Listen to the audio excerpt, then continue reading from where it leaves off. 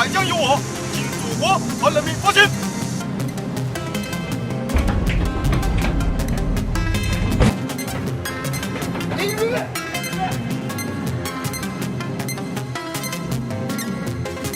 离祖国宝岛这么近，我们深感责任重大，使命光荣。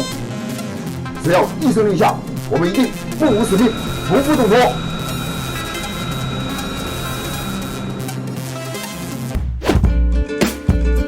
The historic Wan'an Bridge in China's Fujian province was lit up in flames and destroyed on the evening of August 6th. The ancient structure dates back to the Northern Song dynasty. It is the longest existing timber arch bridge in the country, measuring 15.4 feet wide and 322 feet long. China News Network reported that the fire broke out around 9:10 p.m. An investigation is underway into the cause of the fire. This online footage shows that the bridge was burning fiercely in the dark, with thick smoke emitting high into the sky. News media Xintang Ren reported that the fire had already spread to the entire structure when residents discovered the incident. State media CCTV reported that the blaze was extinguished at 10:45 that night, but the entire structure had been incinerated and collapsed. No casualties were found. Selected in 2012 China's World Cultural Heritage Preliminary List as one of the state's key cultural relics,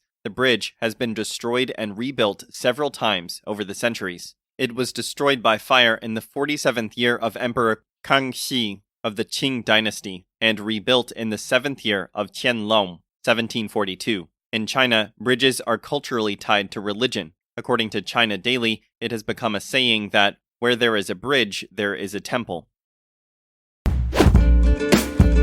The first three countermeasures revolve around both the Chinese and US militaries. These three countermeasures include a cancellation of talks between senior military commanders, as well as canceling meetings between defense departments and maritime military meetings.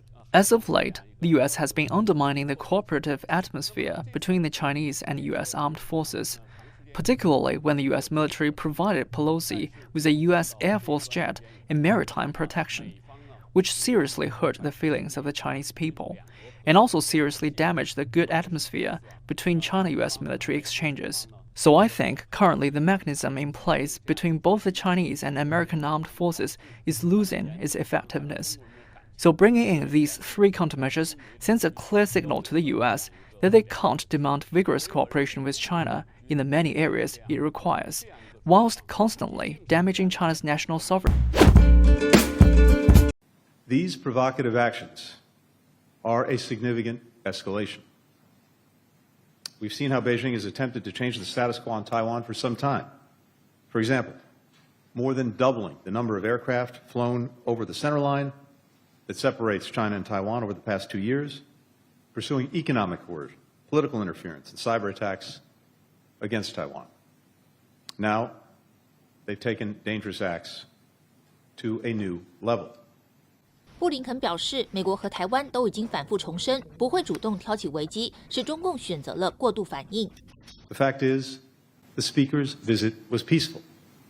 There is no justification for this extreme, disproportionate, and escalatory military response.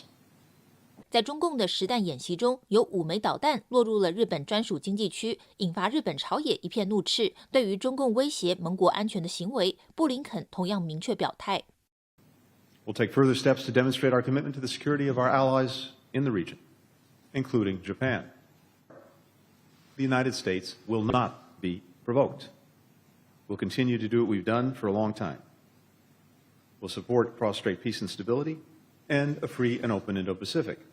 随后，美国、澳洲与日本发表联合声明，对中共连日在台湾周边进行实弹军演表达关切，强调对台湾采行的一中政策与基本立场没有改变，敦促中共立刻停止军演，期望透过外交途径避免误判风险。新唐人记者林一综合报道。We have been living under the threat from China for decades, and we cannot let their ongoing threats define our desire to make friends internationally. 中共在台周边进行大规模军演，国际高度关注紧张局势。驻美代表萧美琴5号一连接受美国公共电视台以及哥伦比亚广播公司新闻网专访。他以孩童在学校遭到霸凌为例，指出台湾不该向霸凌者低头，而是要持续强大。If you have a kid being bullied at school, you don't say you don't go to school. You try to find a way to deal with the bully. And that's exactly what Taiwan is doing, working on making our society stronger and more resilient, fortifying our defenses. Well, what's alarming is obviously China has been preparing for such military buildup for a long time, way before Speaker Pelosi decided to visit Taiwan.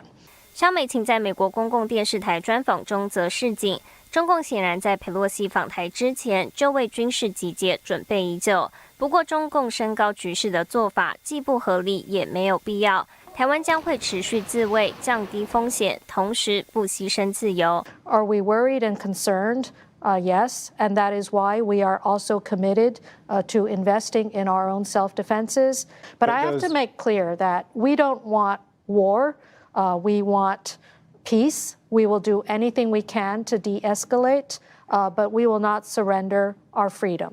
同一天，萧美琴也受邀出席共和党议员史都华举办的安全峰会。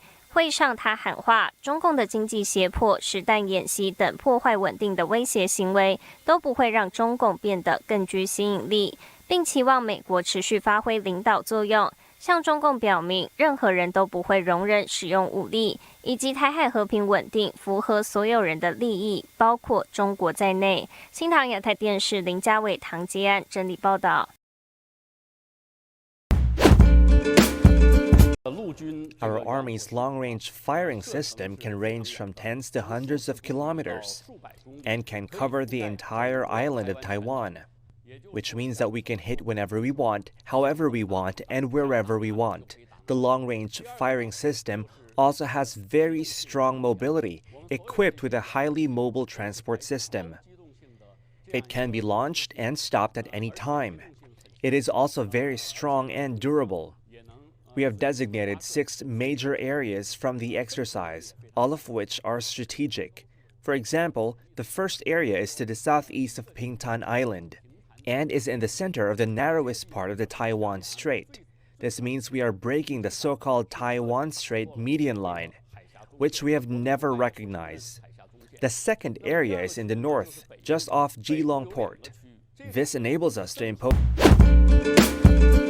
Hainan Sanya, which is a beautiful tourist destination, is located on the South China Sea coast. Known as China's Hawaii, Sanya is famous for its sandy beaches, tropical forests, and high-end hotels. During the busiest summer travel season, Sanya is stepping up COVID-19 controls after a spike in cases made the city the latest viral hotspot in the country. According to Reuters, following the announcement of COVID lockdown measures imposed by the authorities, about 80,000 tourists are stranded in the popular resort city of Sanya. As Chinese media Economic News reported, from 6 a.m. on August 6th, the whole city of Sanya would implement temporary global static management, requiring people to stay at home. In addition to the suspension of public transportation, people's movements inside the city were also being restricted. Authorities did not announce the specific time when the measures might be lifted, but stranded tourists need to have 5 negative COVID-19 tests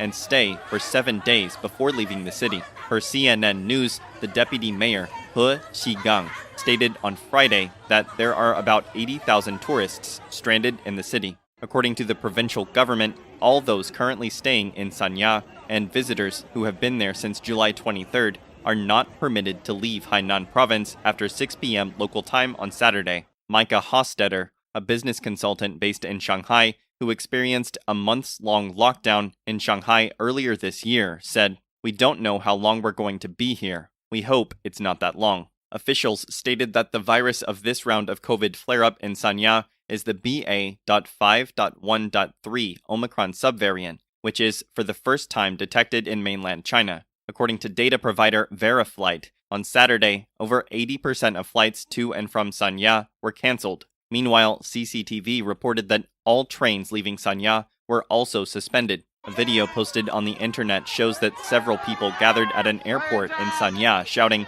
We want to go home.